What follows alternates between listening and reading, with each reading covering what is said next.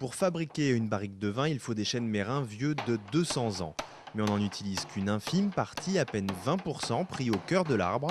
Pourtant, le vin ne pénètre le bois que sur 2 ou 3 mm de profondeur. Patrick Lalanne a donc eu l'idée de fabriquer des douelles, les planches qui composent la barrique, à 2 épaisseurs.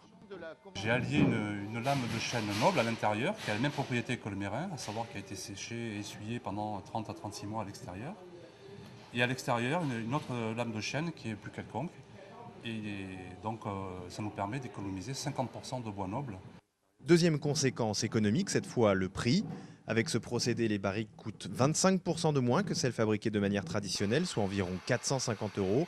Une aubaine pour les viticulteurs qui doivent changer chaque année des centaines de barriques dont la durée de vie n'excède pas 4 ans.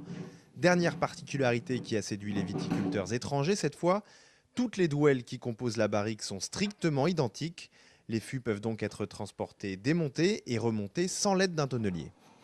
Par exemple, dans un conteneur 20 pieds, on met 66 barriques montées, alors que nous, on va pouvoir mettre 220 barriques démontées.